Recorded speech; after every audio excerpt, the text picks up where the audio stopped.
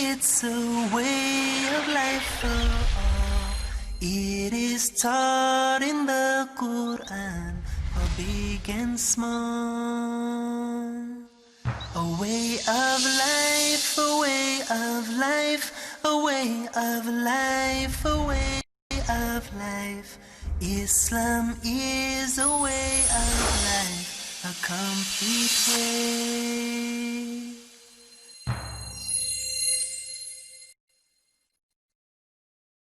Welcome to this episode of Tell Us About Islam. Tell Us About Islam. I'm your host, Yusuf Estes, and today we have with us Ismail. Ismail, how old are you? 9 years old. 9 years old. Tabish, how old are you? 9 years old. MashaAllah. Faiz, how old are you? 11 years old. 11. Oh, you're an old guy. Okay. MashaAllah. And we have the ladies over here. Zia. 11 years old. Another 11 years old. MashaAllah. We have Asna with us. 9 years old. 9 years old. And Fatima. 9 years old. 9 years old. And you're all going to what school? Islamic International School. Islamic International School. And people think I'm doing a commercial for them. I'm not. I just want you to realize how important it is to start early with the children to give them the proper knowledge of real Islam based on the Quran and the teachings of Muhammad. So we've asked the children to be with us today to talk about a favorite subject that they might have. Well, I guess we'll start over here with you, and then we'll go to the ladies and switch back and forth. Be all right? Okay. Ismail, you have a subject for us today. Yes. What is it? Allah subhanahu wa ta'ala. Allah? You're going to talk about Allah. Now that's a big subject. All right. Well, the belief in Islam is that there really is Allah. And what I like about Islam especially is that we can prove it. I remember when I was not a Muslim that I was trying to change a man who was a Muslim to come over to what my faith was. And while I was talking to him, he said, well, I'll become whatever you are, whatever your belief is, if you have proof. I said, what? Proof? He said, yeah. I said, you mean to tell me you think religion is about proof? It's about faith. He said, in Islam, we have both. We have faith and we have proof. I said, do you mean to sit there and tell me as a Muslim you can prove there's God? He said, do you mean to sit there and tell me as a preacher for your religion that you can't? I said, huh? Oh. So I wanted to know, what's the proof? Is there really a proof that there's God? He says in the Quran that he will show us his proofs, his ayat, on the furthest horizons and within ourselves. And I'm thinking, well, that's what your book says, but still, how do I know that's a proof? He said, read it. Well, now some people told me, don't read that Quran. Whatever you do, don't read that book. I said, really? They said, yeah, be careful. You might get a demon, a shaitan. That's what they told me. So somebody gave me a Quran. And I said, I'm going to read it. Because I want to know about it. I want to know about this God he's talking about, right? So I said, oh God, protect me from the devil while I open this book and read it.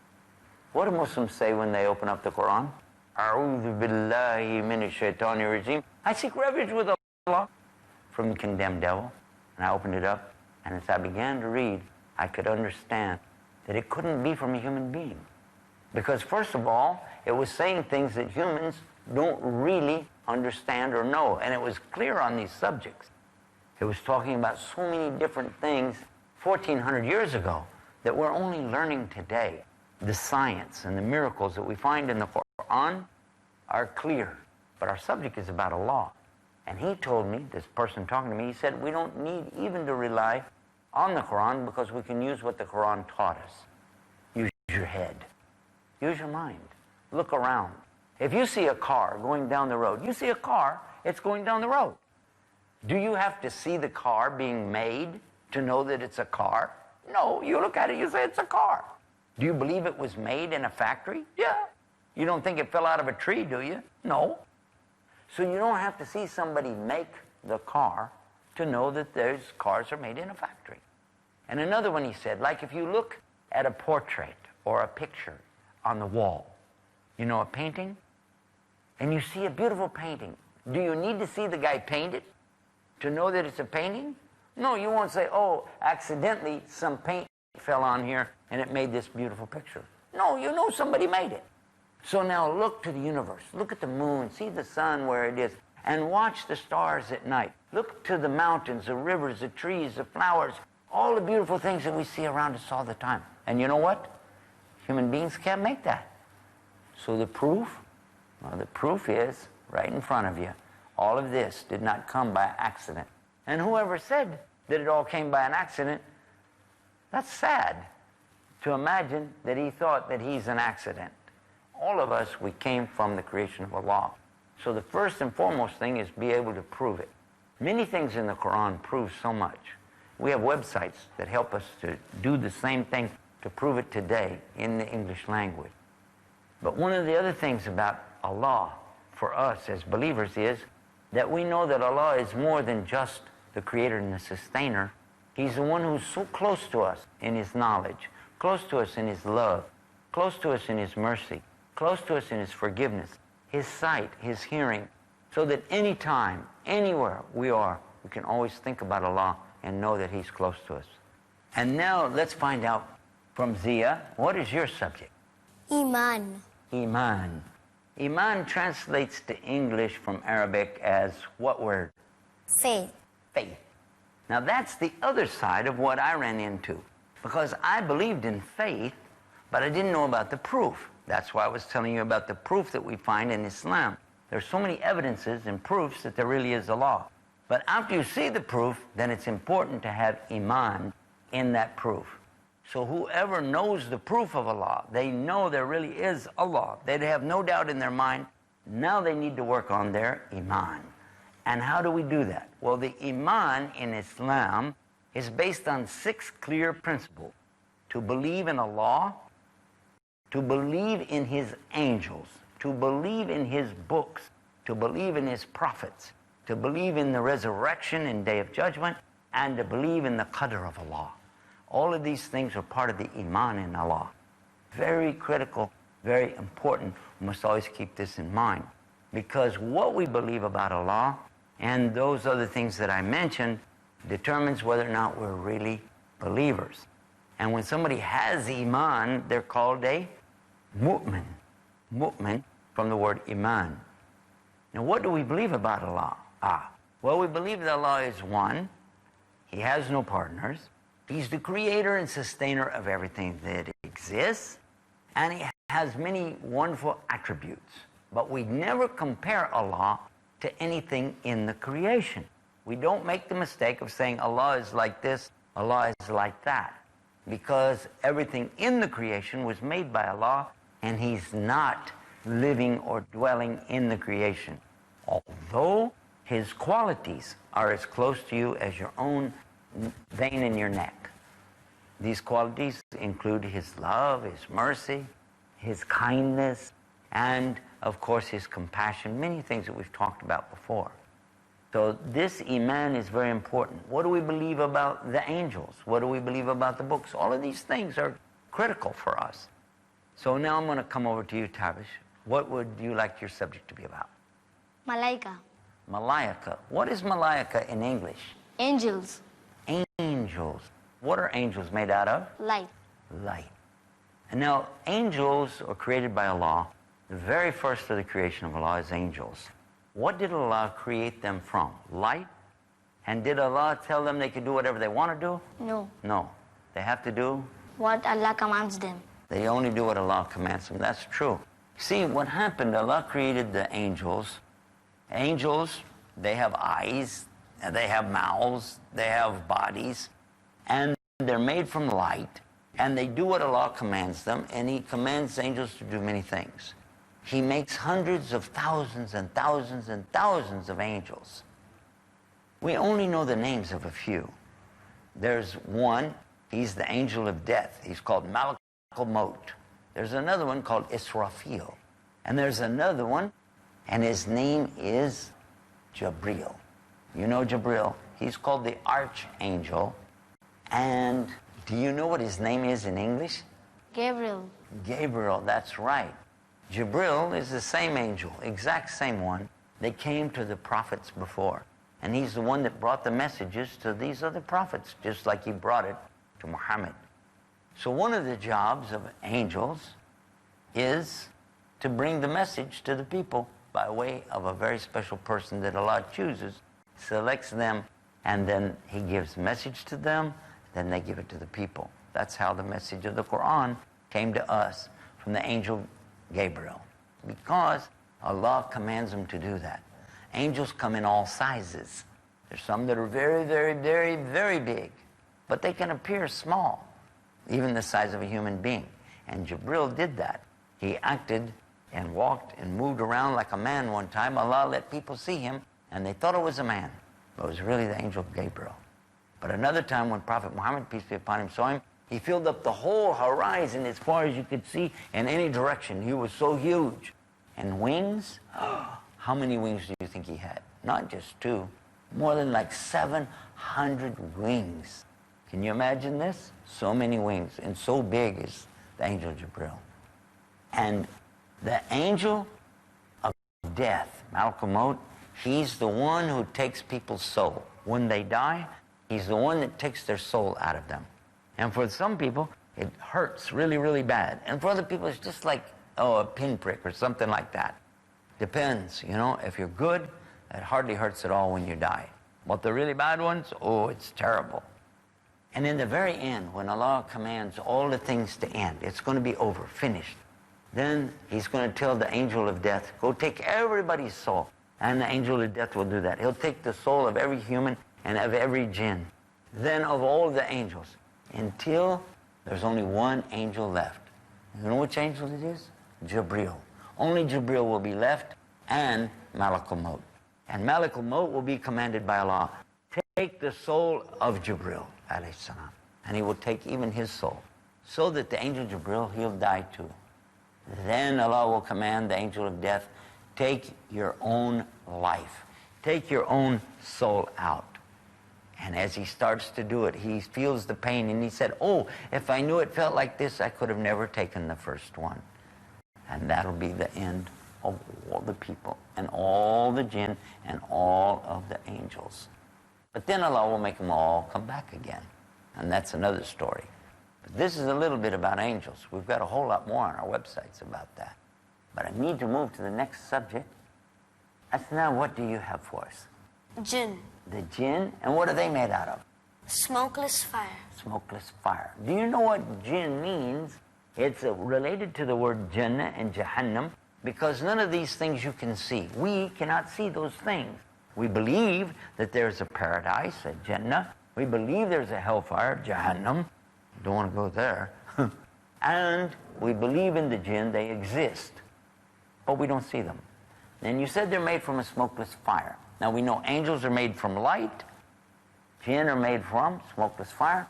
Now can the jinn do anything they want to do? Yes. They do, that's right. And they can make mistakes. You see, the angels, they can't make any mistakes. Because why? Because only Allah is commanding. They're just doing what they're told. But the jinn, they have a choice. Do it or don't. And the jinn were created after angels, but before the human beings. Now, before we go any further, I want to take a break. You're watching. Tell us about Islam, and we'll be back right after this. Don't you go away. We'll be right back. Islam is a life.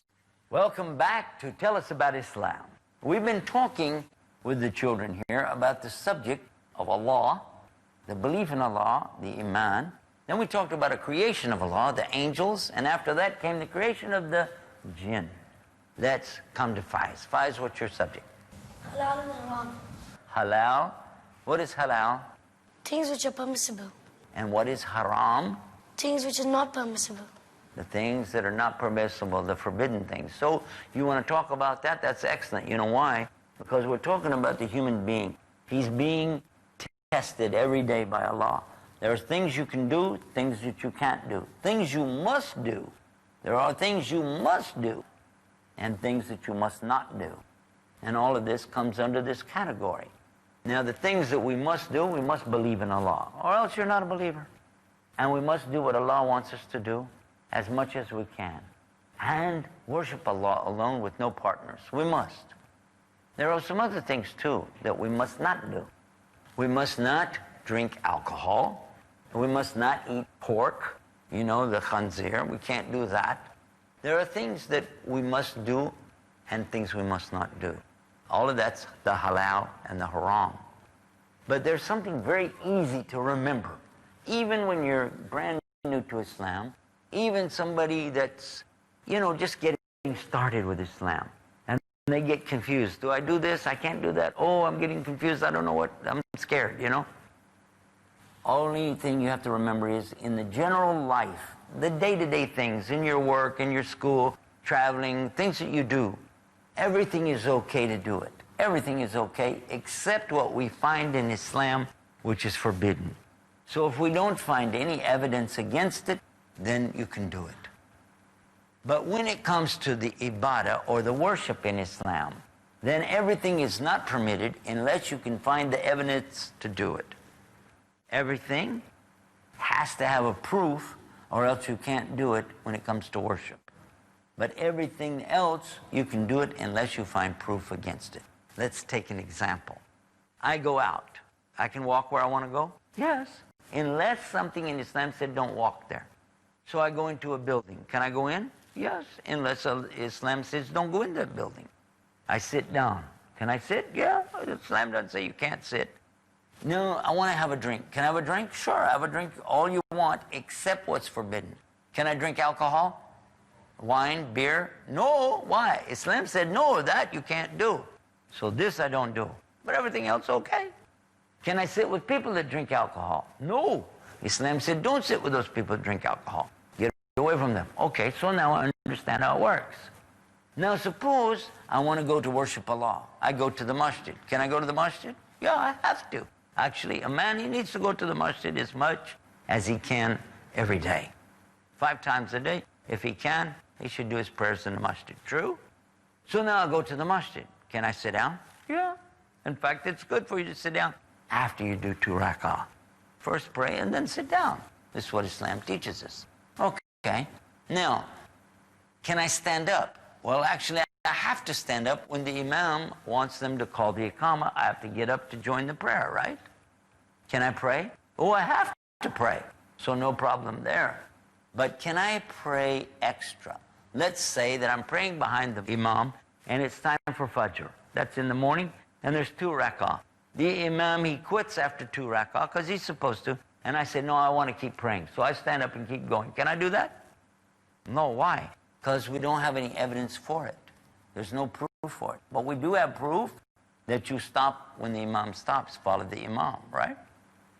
If you start making up things and doing them in the ibadah, then it becomes what's called bid'ah, an innovation which we didn't want. We don't want something in Islam that's not supposed to be there. But the things in the life you can do. Let me give you another example. Somebody invented microwave oven. Is it halal? Yes. It's halal. Because you can use it. I hope so, because I cook my coffee in it every day. The microwave oven, there's nothing wrong with it, but it's brand new, and they didn't have it at the time of Muhammad, did they? But you can have it. What about a car? They didn't have cars. Can we use a car? Of course we can.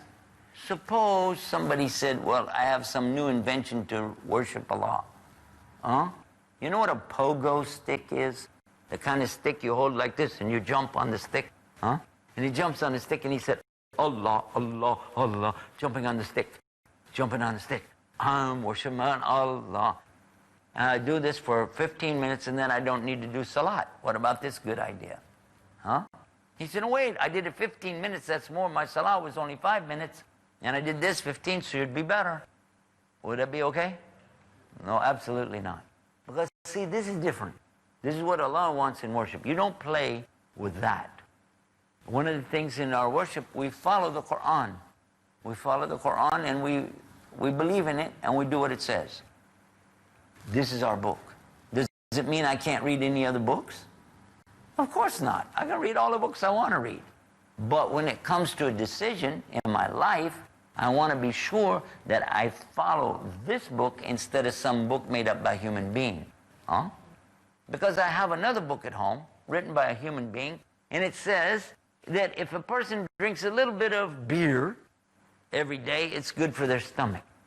It says it in a book that I have. You drink a little bit of beer, it's good for you. But this one said no. Which one will I take? Yes. Why? Because obviously this one's from Allah. This is from a crazy guy trying to sell beer, right? I'm trying to make it so it's simple to understand your subject. Halal is clear. Haram is clear. Then there is an area in between halal and haram which makes people doubt. Prophet ﷺ said, halal is clear, haram is clear, and in the middle there's some doubt.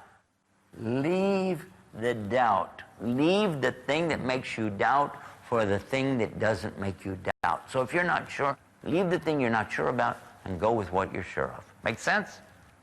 Yeah, that's a big subject. We could talk all day about that, but then we wouldn't get a chance to talk to Fatima about her subject. And I really want to find out, what did you choose as a subject today? Nur Allah, the light of Allah. The light of Allah. Where do we have something about this in Islam? Surah Nur, In the Quran, Surah An-Nur. What does Nur mean? the light. Light. Now, a minute ago, we were talking about the angels. We said the angels were made from light. But when we talk about Allah, do we think Allah is made out of light? No. Allah is the light. He's called An-Nur, not Nur, An-Nur. And it means that Allah is the source of all light. Everything that comes, has light, has to originate from Allah, subhanahu wa ta'ala. Because Allah is the light, the ultimate light, all the light. The light of Allah is explained in the Quran. It compares it like if you had a container with olive oil and burning of itself so bright, so brilliant, and reflecting from a niche that's light on light on light. It says Nur al-Nur, light upon light, light after light after light. And this is the brilliance of the light of Allah. When we talk about the light of Allah, it's not a light that you could really explain. It's not a light that you can turn on and off. It is a brilliant light that even affects how you feel and how you think. This is enlightenment that comes from Allah. And do you know, we just ran out of time in this program, but we've got more programs and we're going to continue these subjects, and our next programs tell us about Islam. But for now, we'll bid you peace. So from all of us to all of you, Salam Alaikum. Do you know what Islam is? It's a way of life for all. It is taught in the Quran for big and small.